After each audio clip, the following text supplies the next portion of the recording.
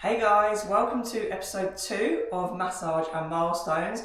I'm super excited about this one today because my client Bekki has just got back from doing an ultra in Rwanda, and I honestly cannot wait to hear all of her amazing stories. But before I go and get her, if you guys could do me one massive favour, just make sure you're subscribed to the channel because it helps a lot more than you know. And if you enjoyed the video, just make sure you give it a little thumbs up at the end. So, let's go and get her. Sorry, she forgot to bring her medal, guys. You would have thought that she would have brought her medal. Anyway, I'll have to show you another time or show you a photo of the medal. I feel like I've already introduced you anyway, to be fair. So let's just go straight in with it. So we'll start with let everyone know what an ultra is for those who have no idea what it is. Okay, well, ultra marathon is basically any distance that is over marathon distance, which is 26.2 miles. So anything that's more than that is an ultra, and you get shorter ones and mad long ones. So I just did 50 kilometres, which is kind of the shorter end, which is about 30, I think I did 31.8 miles or something like that. I think that's what my Garmin said.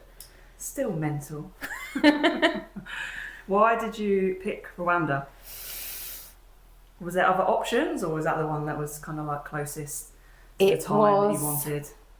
Around Christmas time, and I saw it advertised, and I've always wanted to go on an African safari. Nice. But I've always been a bit too chicken to organise it by myself. So there was an add-on package with this. So I don't really know, but I just thought I'd go for it. Tie it all in one? Yeah, thought I'd go for it. I had the London Marathon already penciled in. And yeah, I don't know, I sort of went a bit wild because I'm not really a long distance runner. How are the quads feeling? Feeling all right? It feels better than I thought it was going to. It's a bit sore down the side. I wasn't sure if it was going to hurt where that's where I fell over. Oh, yeah. And I hit it's right this. Yeah, hit a rock because I was trying to save the GoPro. So I didn't put my hands out, which was smart. So I've got a bruise on my knee as well. What kind of things did you do to prepare in your training? Anything in particular? So I'd already done the marathon when I started training, so I sort of knew roughly how to run or how to train for long distances, because obviously I had to do a lot of running. But for the marathon, I only took gels. So I thought for this distance, I'm probably going to need, it's going to take a lot longer, and I'm going to probably need solid food. So I spent a lot of time on my training runs trying to learn how to eat solid food and what solid food worked for me and what solid food did not work for me, because I didn't want to get hungry. And I actually used like race food, but like when I got there, loads of other people, some people eat like sausage and beans out of a packet. But yeah, so I had to practice lots of that. And also I'm a road runner, so I had to practice running on trails and trying to run hills, which I'm glad I did, but it really it didn't really prepare me for what I had to run on. But yeah, so lots of trying to go up and down hills, trying to eat food without it upsetting my tummy or me getting too tired. Well, tell us right from the top how it went. Right, I think it's easier to go right from the start because obviously you were doing a little bit of content as well. So yeah, I was really nervous to go. I had to take anti-malaria tablets, which have lots of side effects, including like upset tummy and nausea and stuff. So I was nervous about that. And also it starts at like 2,300 meters elevation. So I was also a bit worried about the altitude, and I was worried about all sorts of things. So I sort of distracted myself by making some reels in the airport. There were other runners that were doing 110 kilometers. So they started running on the Saturday, and then we all met them at camp on Sunday night, where we had to be self-sufficient. So I had to eat like dehydrated food for the evening, which was not something, that is something I should have practiced, but I did not. So we ate some dehydrated food. It was, okay. I couldn't eat all of it because I was really nervous. And then we camped the night before the race.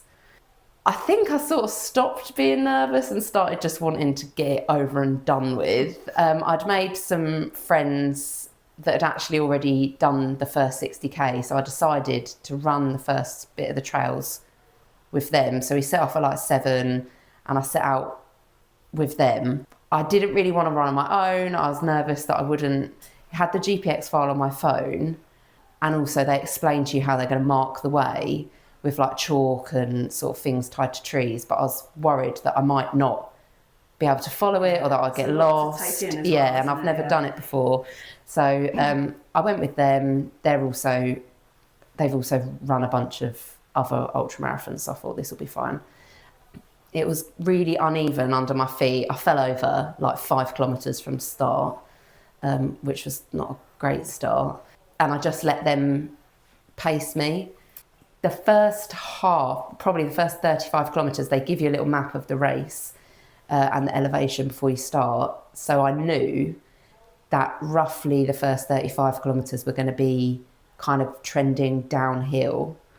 And then from 35 onwards is where all the big hills were. So I didn't want to be burnt out when I got there. So I took it nice and easy. But I got to sort of 20k, which was the second checkpoint with those 2 people I was running with. And then I got into a bit of a rhythm and I kind of left them behind. See ya. Yeah, I mean, to be fair, they had already run 60 kilometres the day before. So I sort of left them. We'd had a chat earlier anyway to sort of say like, if it's everyone's race. So we had already said like, that's cool. So then I did the next kind of 10k by myself, which was up this kind of track along the side of this big valley with lots of banana plantations and stuff.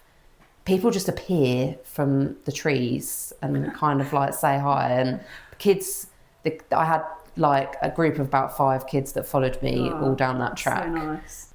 It must keep you occupied. Like obviously there's so much for you to look at as well. Yeah, like, and people were just calling like hi from all the way down the bottom. I tried to put that in my reel, but it didn't come out. Also, then you have to listen to my actual audio, which is not very nice to listen to. But I actually walked loads of that bit because I was frightened I'd fall off the trail. And then I got to the next checkpoint, which was at like 30k, and there were a couple of people leaving as I arrived who I'd met also, and they were really experienced. So I thought, I know the really, really big hill is coming. I'll be really quick at this checkpoint, fill my water up, and then catch up with them. And then I've got some pals to get me up the massive hill. Ran with them for a bit. I say ran. The girl who I ran with said her advice was that we don't get stuck walking when we get to downhill, you have to run. But if a marble would run like down the hill, don't run up it, if that makes sense. Okay. So if a marble would run down the hill, we'll walk up it. But as soon as you get to a down, you have to run, otherwise you'll get just stuck in like a death march to the end. So that was good advice. I ran with her, and then I got to like 5 miles from the end. She said, we've ran over a marathon now, which is the furthest I've been before. And I got quite excited and I was like, I'm not dead. We were marching up the last of the big hills at 5 miles left to go. And all of a sudden I started to leave them behind. And then there was some really nice sort of downhill, but not too downhill, not too uneven underfoot. And I felt really good. The last 5 miles were my absolute favourite. What was the temperature there? Do you know what it was? So I obviously didn't really have the internet that much, so I didn't look, but I believe it was kind of mid-20s. It was higher, so it wasn't too humid. Luckily it was quite overcast for most of the time. As I got to the big hill, obviously, the sun came out, and when the sun did come out, it was really, really hot.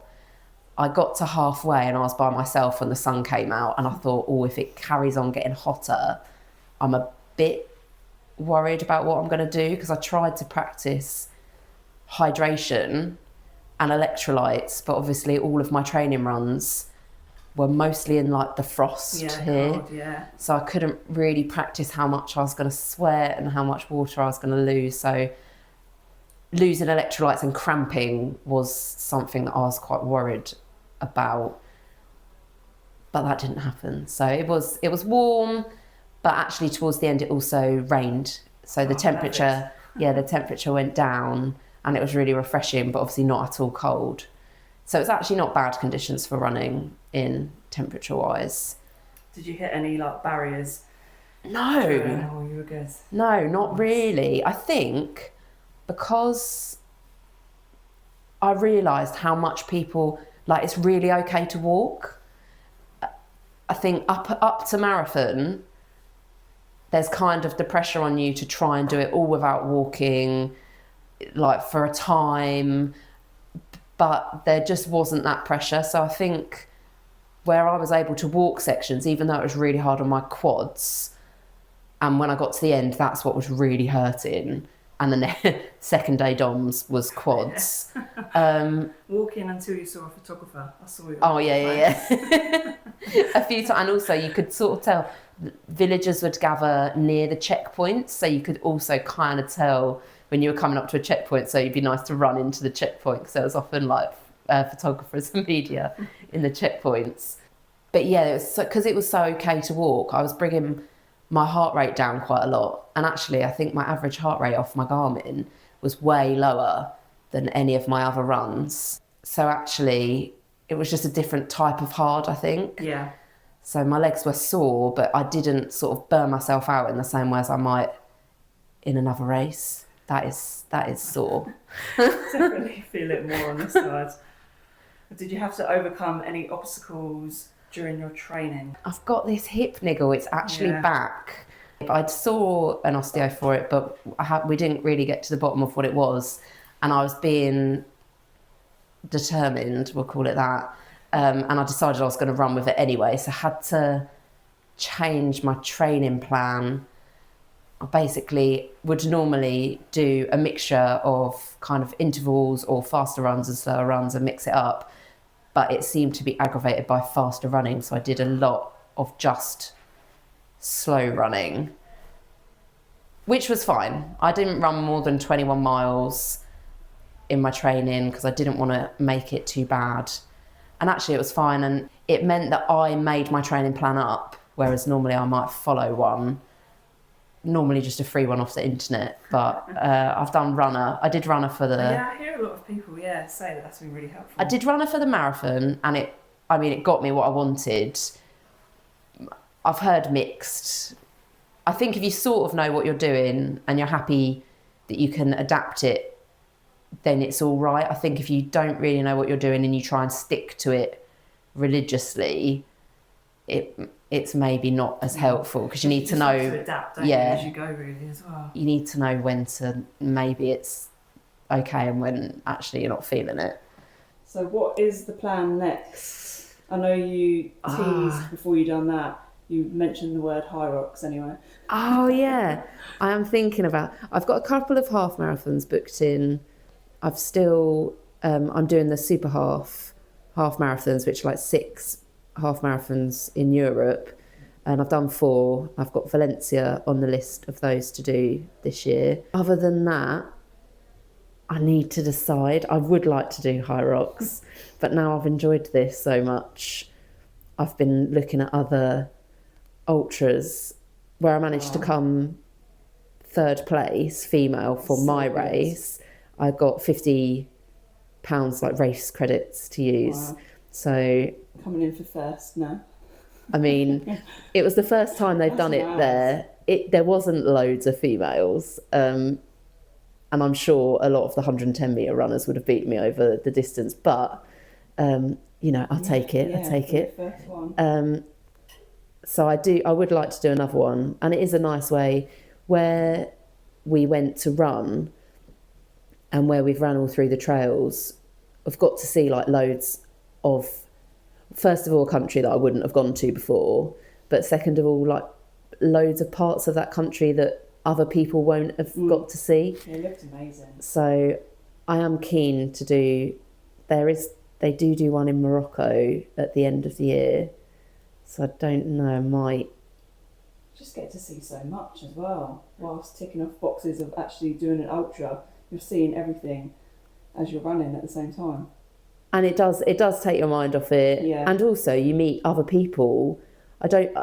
All of the other people on this trip had done like so many cool, amazing things. Like some of them had run in Antarctica, in all different deserts, in all different countries. Quite a few of the women were sort of like laughing at the amount of children that you pick up along the way and just like follow you around. That's so cute. Like that must have given you like a little boost. It was very sweet. And they all say good morning to you and they wave.